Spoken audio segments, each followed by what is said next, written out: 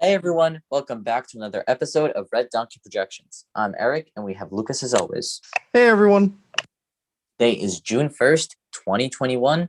I hope everyone enjoyed their Memorial Day and remembered our soldiers who fought very hard for us. Today, we're going to be talking about the special election, the special House election in New Mexico's 1st District. Polls close in 25 minutes, as the New York Times says, and we will be live streaming the live results.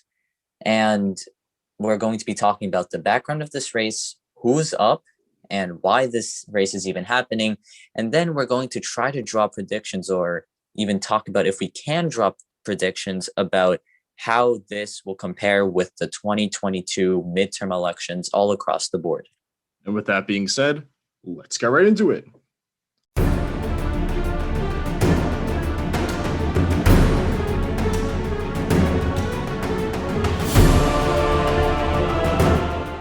So as Eric mentioned, in just 25 minutes, we're going to be seeing our first poll results from this, and check out our live stream when we start streaming it.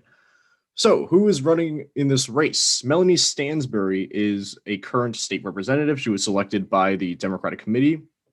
Instead of having a primary, she was selected to run against the Republican counterpart, Mark Morse, who is a state senator. So why is this election happening? As it says here, Deb Haaland, who was one of the first Native American members of the House of Representatives, along with Sharice Davids from Kansas, was nominated by President Biden to be his Secretary of the Interior. So she resigned back in, I want to say, January, and now we're having a special election to see who will exactly replace her. So I'm going to toss over to Eric to discuss, the background of this district. Right. And before we talk about the district, it is important to note that New Mexico is a fairly democratic state. It voted in double digits in Biden's favor, and it continued that pattern ever since 2016. So it is slowly trending to the left. Now, about this district, New Mexico 1st is the mostly populated district in the whole state. As the chart says, it's about 90% urban and very little rural. And based on our unspoken rules, urban areas usually tend to vote for the Democrat. And also, what's important to note is that the county is also 40% Hispanic, which is a pretty high number, especially for a single district. And usually in Democratic states, Hispanics usually tend to vote for the Democrat as well. So the Democrats are favored to win this race in the beginning. What's important to understand and kind of extrapolate is what kind of margin they're going to be pulling from this race. And that could or could not be an indicator of the whole midterm elections in 2022. Right, and we 100% do believe that Melanie Stansbury will win this race. Again, the question is, what margin will it be? This is a safety district. Deb Haaland won this district by, I believe I'll pull it up right here, by around 16 points. She actually did run behind Biden, who won it by about 23, 24 points. But nevertheless, it is still a very, very deep blue district, and Democrats are 100% favored. So now let's dig into the predictions here. So we actually tweeted this out on our Twitter.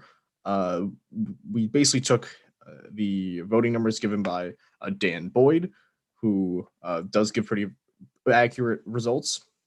We took the numbers and we calculated the percentages of these early voting numbers. So basically what we have here is Democratic affiliated voters currently out of the current vote make up 57.83%, which is, a pretty decent amount.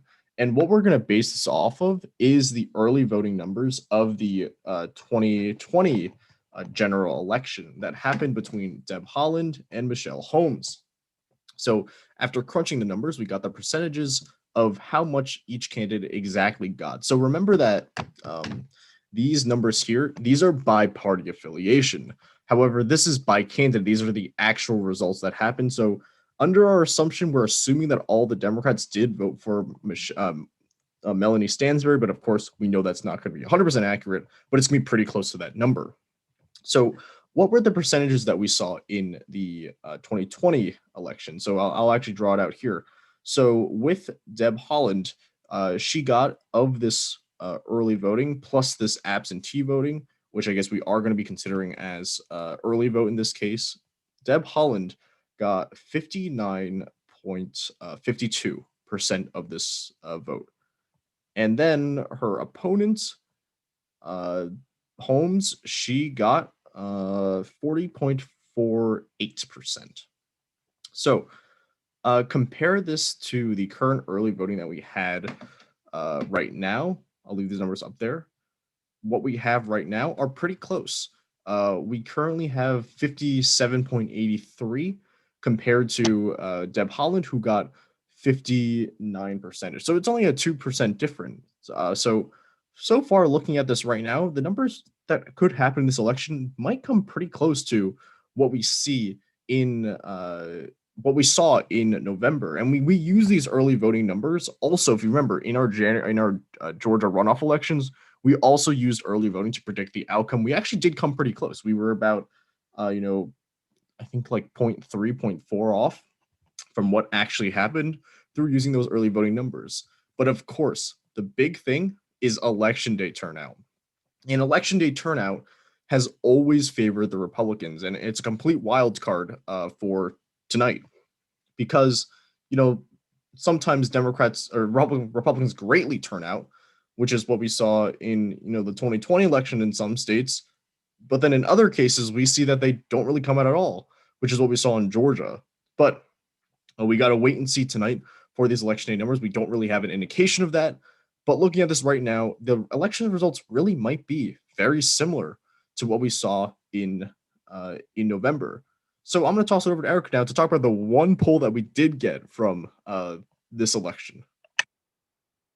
Right. So this poll, it's not too credible, but it's likely a local poll, right? It's polling a district, and we kind of see Stansbury having a significant lead over Morse with a plus 16 margin. And that's, once again, I don't want to go down to the number based on previous situations, but that's the general kind of feel of what's going to happen during the race. I was actually reading an interesting article where, the Republican, even stopped advertising for a week and stopped making TV appearances. And while that happened, Stansbury was just dominating and advertising and pushing for what she wanted. And that, on top of basically guaranteed win for her, she also just solidified using funding. She outfunded Moore's, and she also advertised more. And the polls, they show that she's going to win in a pretty decisive margin. And we're going to get to her predictions later, but the final predictions are not going to be that far off from what this poll is showing, because we also predict that based on early voting and, election day voting is a wild card, but it will be a pretty significant win for the Democrats. Right. And that's, I completely agree with you on that. And it is important to note that polling isn't always 100% accurate, which we saw in the 2020 election. Some of the Senate polls were really off, especially in Iowa. Cal Cunningham in North Carolina was pretty off too. But they are going to be a general indicator, and we're going to be using polls a lot less now. We're going to try to look for other factors there. And again, according to this early voting, it is looking in favor of Melanie Stansbury. One important thing to note is obviously this election will have much lower turnout compared to in November, because this is some, some random special election happening, which is what we saw in Texas 6 a couple of weeks ago, where we saw the voter turnout there was much lower than what we saw in November. But currently, it is looking very good for the Democrats margin-wise. Again, we're 100% sure Democrats will win. How much they win by, that's what we'll be predicting, I guess, right now. Eric, do you want to start with your prediction here, or what do you think? Right. So I think that Stansbury will probably win in around a 14, 15, 16 point margin. And that's kind of close to what the poll says, but I think in this case, it's a special exception that it's going to be around those numbers, because it's very similar to what happened in when Deb Haaland was up on the ticket. It's a bit less than the margin that Biden won it, but that was a kind of, that was a more nationwide ticket that I guess they prioritized. But in this case, I think that a 14 to 16 point margin seems like the most likely outcome. It's also kind of interesting. I was reading another article that said that if Stansbury wins by fewer than 12 points, that could be kind of a worrying sign for Democrats, because then it would show how Republicans overperformed, which shows how important the margin is. But if Stansbury wins by, more of a margin closer to what Biden won New Mexico as a whole, or this district precisely, Republicans basically Republicans will need to kind of change what Republicans kind of have to change their strategy and what they're doing in order to try to win over, independent voters and undecided voters. I agree with you on that. I think it's also going to be between like 14 to maybe even 17%. Again, the only reason why we're not going higher than 17 is because we don't know what this election day turnout is going to be. And in the past, in the Georgia runoffs, we slightly underestimated how better Democrats would do in the election day turnout. And we actually had Raphael Warnock and John Ossoff winning by a smaller margin than they actually did. But we are also we are going to go with 14 to 17 here because it's really unknown right now. But let's discuss 2022 now. How might this have an impact on 2022?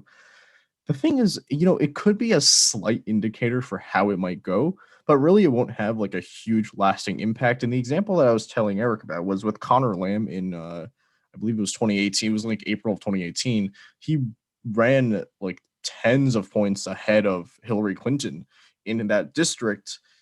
And, if that happened for every single election in the United States, basically the whole map would be, or most of the map would be blue, and like Democrats would have a lot more seats than they actually got.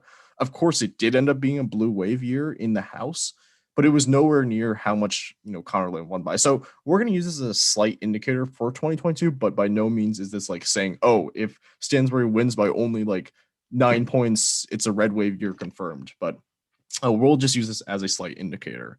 And that wraps up the end of the video for today. Thank you all so much for watching. If you like this episode, please like when you like our content. Please subscribe. And we'll see you in 15 minutes at our live stream tonight. See ya.